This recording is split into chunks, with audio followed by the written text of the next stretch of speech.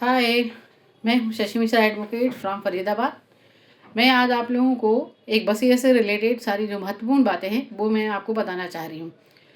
क्योंकि वसीयत जो है एक बहुत ही महत्वपूर्ण दस्तावेज है और जो यह सुनिश्चित करता है कि व्यक्ति के मरने के बाद में जो उसकी संपत्ति है, उसके जो लीगल हेयर्स हैं या जो भी उसकी संपत्ति के वारिस हैं बाद में, उनके बीच में उसका किस तरीके से वितरण होगा,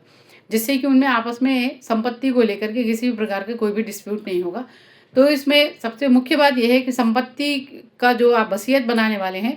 उसको बनाने के लिए अपने विशेष बातों का ध्यान रखना है कि जो वसीयत बनाने वाला व्यक्ति है, वो कम से कम 18 और अधिक से अधिक के कितनी भी उसकी आयु हो सकती है। लेकिन अगर 65 के बाद में या उसकी स्थिति इस तरीके की है कि कोई बीमार है या उसकी ज़्यादा एज हो चुकी है, तो उसके लिए वसीयत बनाते समय यह बहुत ज़रूरी है कि वो उसका एक डॉक्टर का मेडिकल सर्टिफिकेट अपने साथ में रखे, जिससे कि यह पता चल सके कि जिस समय वह वसीयत बना रहा है उसकी मानसिक स्थिति पूर्ण रूप से ठीक थी। और साथ ही साथ वसीयत में यह भी बहुत स्पष्ट तौर से लिखना ज़रूरी है कि आपकी संपत्तियाँ क्या-क्या हैं, जैसे कि ज़मीन क्या है, घर, मकान, बैंक, लॉकर्स, शेयर, गहने, इन सब का स्पष्ट विवरण देंगे और इसके बाद में उसमें लाभार्थी कौन-कौन से होंगे, उनका भी स्पष्ट रूप से उल्लेख किया जाएगा कि ये कौन-कौन है, उनका नाम क्या है, उनके पिता का नाम क्या है और किस-किस को क्या संपत्ति मिलेगी, उससे आपका रिलेशन क्या है, यह भी स्पष्ट तौर से लिखा जाना चाहिए। इसके अलावा जब आपकी वसीयत बन चुकेगी तो उसमें 2 गवाहों के दस्तखत भी होना बहुत अनिवार्य है और ये दोनों ही गवाह ऐसे होने चाहिए जो कि उस संपत्ति में आपके लाभार्थी ना हों।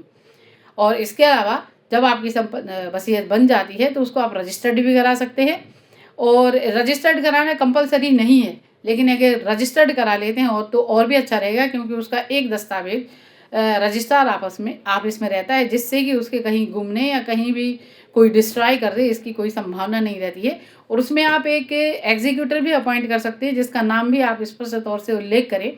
कि मेरे मरने के बाद में ये फला व्यक्ति इस वसीयत में लिखी गई सारी संपत्तियों को इस तरीके से सब लोगों के बीच में वितरित करेगा,